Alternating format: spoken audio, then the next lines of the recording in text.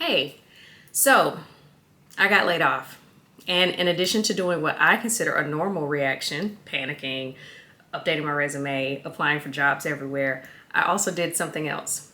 I reached out to leaders in different industries and I asked them, what would you do if you were in my shoes? So let's get into the advice they gave me. All right, so the people that I met with are executives across a myriad of industries. We have communications, which is my industry. We have IT, we have finance, we have banking, we have law. So I just dug deep into my networking bag and just decided to reach out to whoever would be willing to meet with me. So again, we'll go ahead and get into the good advice that could potentially help or inspire you.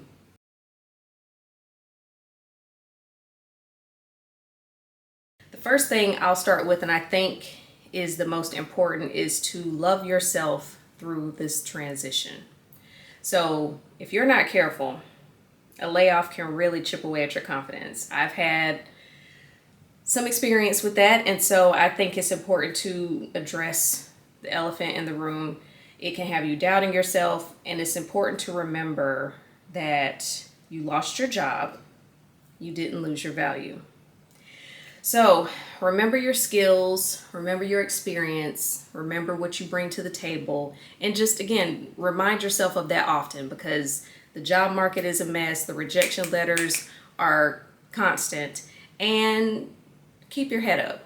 So talk to yourself in a way that you would to someone that you care about because none of the value that you add to a role, none of the skills that you've acquired in the time that you've been in your field, in the job market, none of that has changed. So it's very important to just love yourself through this transition and again, keep your head up.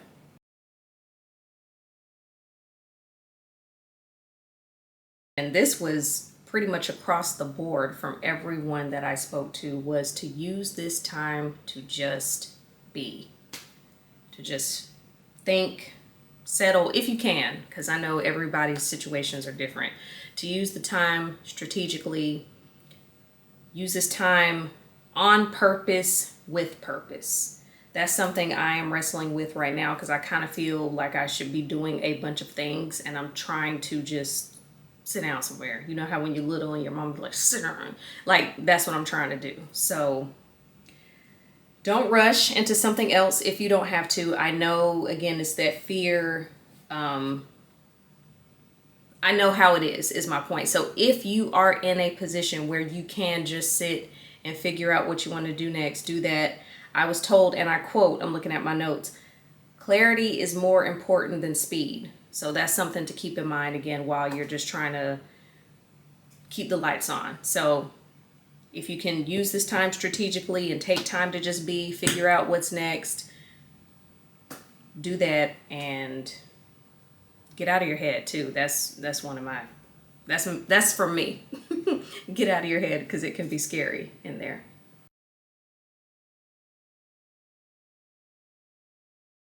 So this one, I got my handy dandy notebook. I take a notebook with me on the meetings that I go to with these leaders because again, they be dropping gems and I want to make sure I'm a pen to paper, old school. And so my point is I have my notebook and I have a paper off the side from my notes. The point I'm making is personal branding is a little, so let's go ahead and get into that.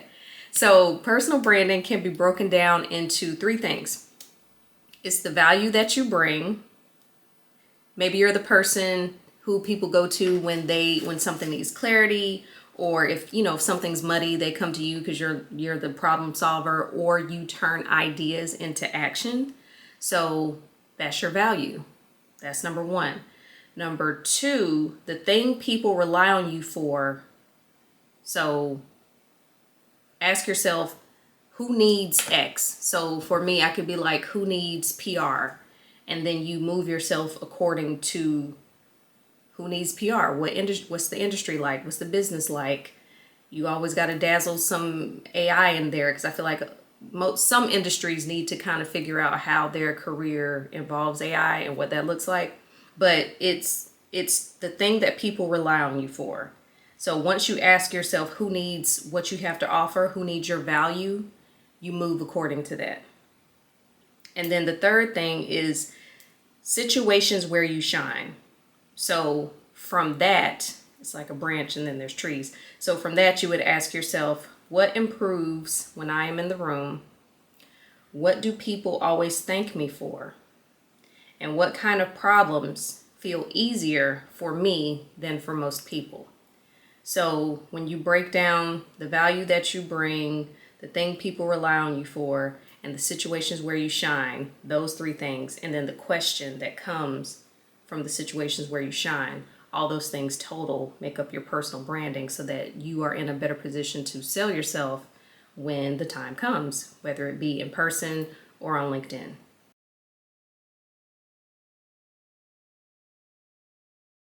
I actually had someone in my industry, communications, tell me that. She was telling me that now is not the time to disappear. This is when people need to see you. So whether that be talking about the topics that interest you on LinkedIn, I know Substack is hot right now. So she said, start posting on LinkedIn or whatever platform about the topic that interests you. Get on camera if necessary. So not only that, she mentioned in terms of visibility to have as many coffee chats as possible.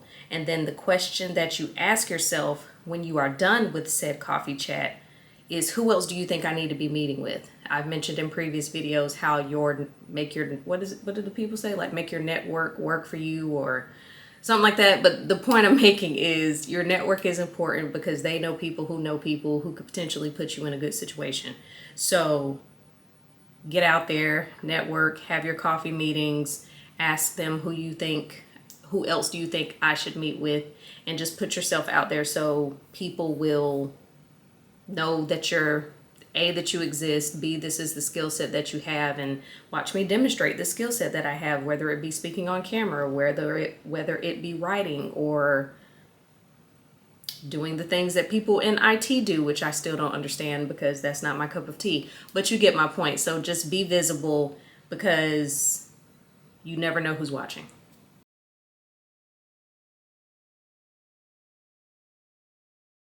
Last but not least, ask better questions. So you first start with your question when you reach out to your person, your contact, your mentor, your sponsor, your colleague. When you say, will you meet with me? I've been laid off. I'm hoping to, I don't like to use the phrase pick your brain, but just if you need help with language, let me know. But the point is, so you ask that question and then hopefully they're nice enough and their schedule allows for them to be able to meet with you. So you're not only asking them for help in the form of their time, of their expertise, of their potential connections. You also want to ask them some questions. I had to write them down.